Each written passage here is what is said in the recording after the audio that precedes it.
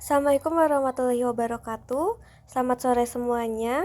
Kami dari kelompok 5 akan mempresentasikan mengenai ideologi negara perspektif Foucault. Berikut untuk pemateri dipersilahkan. Baik, di sini saya akan menjelaskan siapa itu Michael Foucault.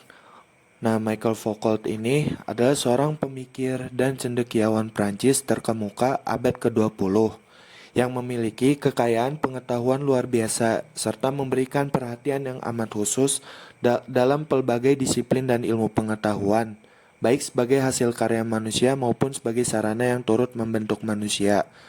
Foucault dikenal karena analisis kritisnya terhadap institusi sosial seperti rumah sakit, penjara, dan sistem pendidikan. Pemikirannya telah mempengaruhi akademisi dalam sejumlah besar bidang studi yang berbeda, terutama mereka yang bekerja di bidang antropologi, studi komunikasi, kriminologi, studi budaya, dan lain-lainnya. Terima kasih karena telah menyampaikan materinya. Selanjutnya, pengertian ideologi. Ideologi adalah seperangkat keyakinan atau filosofi yang dikaitkan dengan seseorang atau sekelompok orang, terutama karena alasan yang tidak murni epistemik, di mana elemen praktis sama menonjolnya dengan elemen teoritis. Ideologi dapat mencerminkan aspirasi dan kebutuhan sosial dari seorang individu, kelompok, kelas, dan budaya. Ideologi dapat membentuk struktur sosial, politik, dan ekonomi di sebuah negara.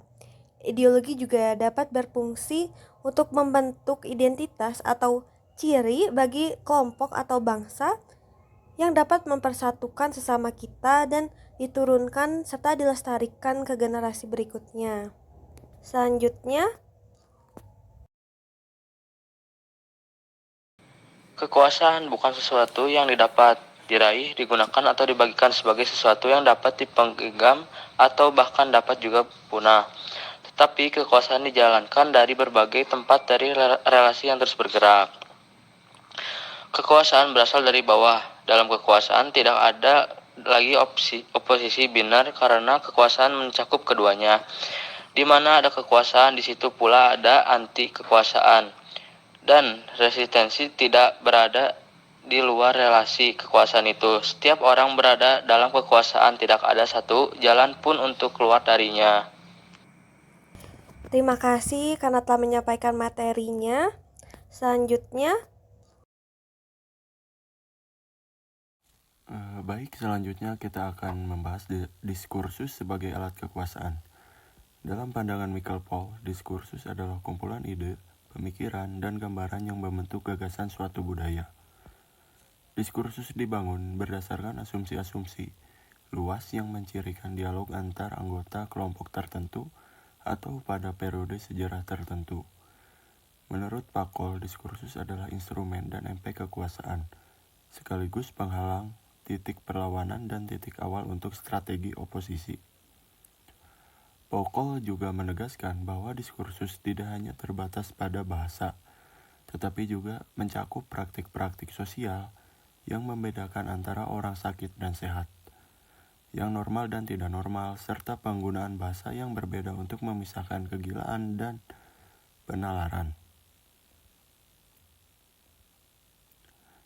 Diskursus membentuk kebenaran dan norma yang mendasari pemikiran dan perilaku kita, sehingga sangat berpengaruh dalam menegakkan dan mempertahankan ideologi negara. Negara seringkali mencoba mengatur diskursus yang terjadi di dalam masyarakat. Ini dapat mencakup kontrol terhadap media, pendidikan, dan publikasi ilmiah. Foucault menunjukkan bahwa melalui pengaturan ini, negara dapat mengontrol narasi yang muncul dan memastikan bahwa narasi tersebut mendukung kebijakan dan ideologi yang berlaku. Ini juga mencakup menentukan siapa yang memiliki otoritas untuk berbicara dan topik apa yang layak untuk dibicarakan. Foucault memperkenalkan konsep teknologi diri, yang merujuk pada cara individu memonitor dan mengontrol perilaku mereka sendiri sesuai dengan norma yang diberikan oleh diskursus yang dominan. Melalui pendidikan dan sosialisasi, individu diajarkan untuk memahami diri mereka dan dunia melalui lensa ideologi negara, dengan demikian menjadi subjek yang patuh. Terima kasih karena telah menyampaikan materinya. Selanjutnya, Baik, selanjutnya saya akan menjelaskan contohnya. Yang pertama ada panoptikon dan disiplin. Konsep panoptikon Foucault yang menggambarkan menara pengawasan yang memungkinkan pengawasan terus-menerus terhadap para tahanan. Dapat digunakan untuk menganalisis bagaimana ideologi negara digunakan untuk mendisiplinkan dan mengontrol rakyat. Contohnya, penggunaan kamera CCTV di ruang publik untuk memantau dan mengawasi aktivitas masyarakat. Yang kedua ada biopower dan normalisasi. Konsep biopower Foucault yang menjelaskan bagaimana negara menggunakan pengetahuan dan disiplin untuk mengontrol dan mengatur kehidupan rakyat, dapat digunakan untuk menganalisis bagaimana ideologi negara digunakan untuk menormalisasi perilaku dan nilai-nilai tertentu. Contohnya seperti kampanye kesehatan masyarakat yang mempromosikan gaya hidup sehat dan norma-norma keluarga tertentu. sekian presentasi dari kelompok 5. Kurang lebihnya mohon dimaafkan. Terima kasih banyak. Wassalamualaikum warahmatullahi wabarakatuh.